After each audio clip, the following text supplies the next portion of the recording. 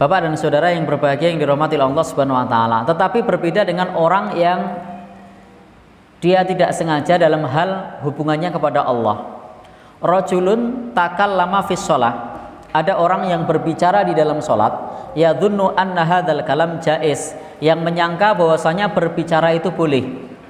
Jadi ada orang, sebut saja dia mu'allaf atau dia biasa hidup di negeri bukan negeri Islam, bukan mayoritas Islam, di negeri orang-orang kafir di sana. Maka karena baru masuk Islam, dia menyangka di dalam sholat itu boleh berbicara. Maka sholatnya tidak batal karena li'annahu jahil, karena dia ini bodoh dan dia tidak sengaja dan an ghairi qasdin atau tidak sengaja. Maka wahadha fihi, dan terkait dalam masalah ini ada nas khusus dan pernah terjadi di zaman Nabi Shallallahu Alaihi Wasallam. Siapa? Di sana ada Muawiyah ibn al-Hakam, semoga Allah meridainya, salah seorang sahabat Nabi yang pada saat itu belum begitu paham tentang sholat. Jadi kita kalau memahami sahabat Nabi itu dulu rata-rata pada umumnya yang kita kenal nama-namanya itu mereka masuk Islam sudah dewasa, karena ketika Nabi diutus mereka sudah dewasa. Termasuk sahabat yang 4 itu mereka tidak Islam dari lahir, tapi karena masuk Islamnya sejak Nabi Shallallahu Alaihi Wasallam diutus dan mereka sudah dewasa. Kalau bahasa kita sekarang istilahnya mu'allaf. Nah, di sana ada Muawiyah. Muawiyah ini dakhala ma'an Nabi Shallallahu Alaihi Wasallam fi shalah, bergabung bersama Nabi di dalam sebuah salat, dalam satu salat. Ketika mendengar orang yang bersin dan mengucap alhamdulillah, faqala lahu Muawiyah, maka Muawiyah kemudian mengatakan yarhamukallah. Jadi Muawiyah mengucapkan yarhamukallah. Maka orang-orang pun pada melihat kok dia mengucapkan yarhamukallah. Maka ketika orang-orang melihatnya mengucap yarhamukallah pada saat salat, ja'alu yang duruna ilaihi. Jadi mereka menatap kepada Muawiyah, orang salat kok mengucap yarhamukallah. Maka kemudian Muawiyah mengatakan, kalau bahasa kita sekarang celaka aku. Jadi kalau bahasa kita celaka aku. Itu pas sholat. Jadi pada saat sholat Muawiyah mengucapkan seperti itu.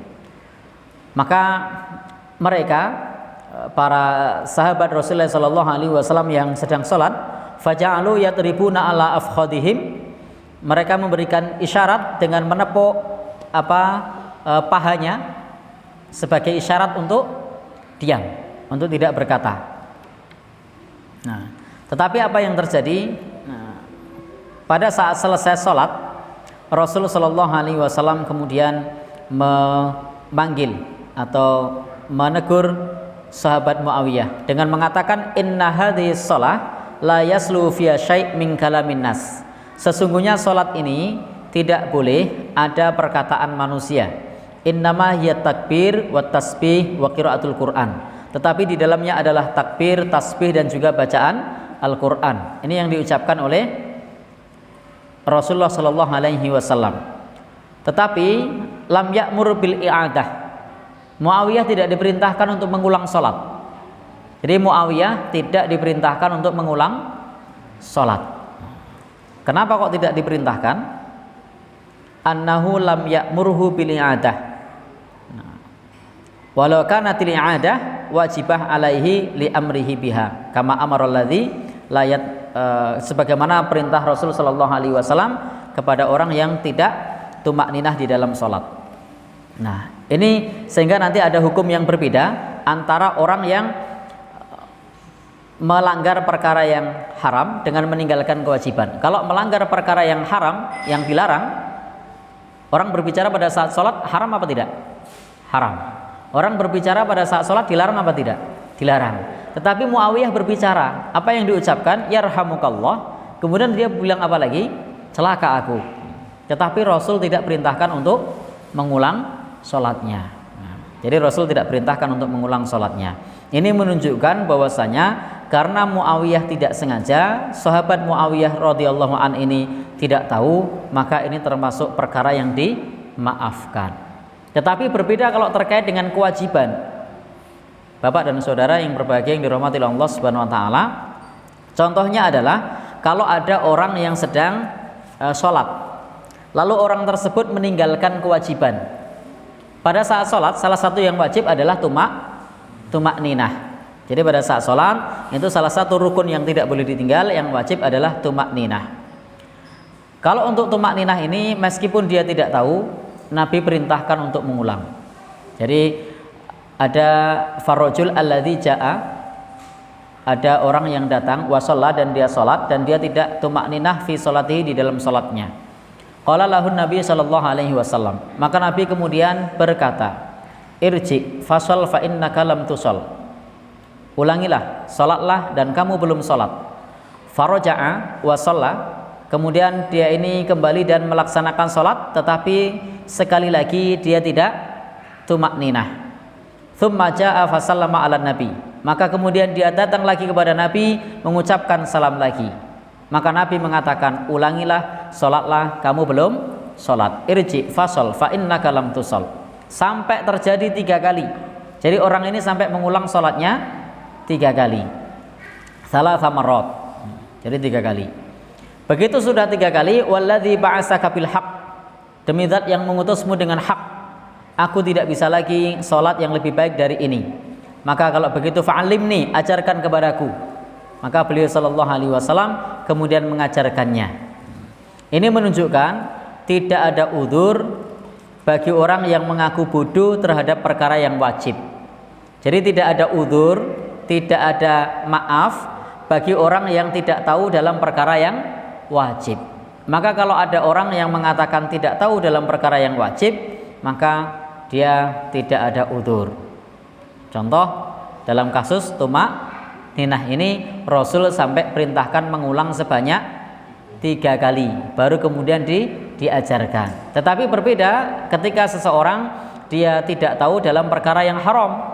Pada saat sholat tadi, sahabat tadi mengucap celaka, tapi ternyata diperintahkan mengulang apa tidak?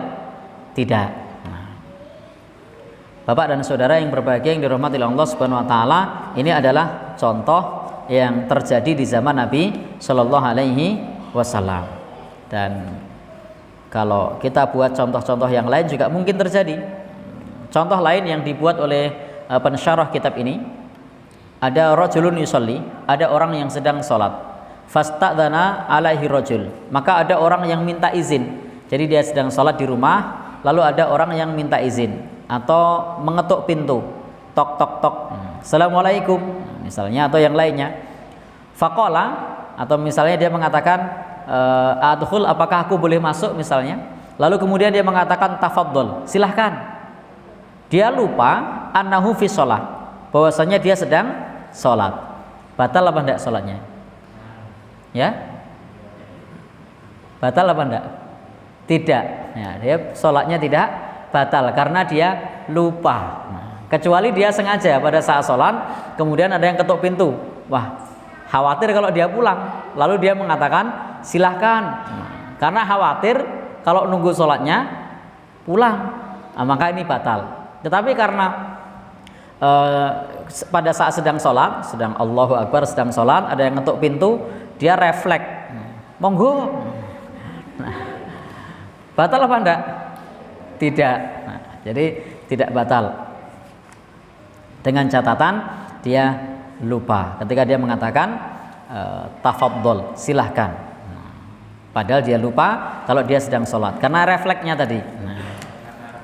Karena walam yata'ammad, karena tidak disengaja.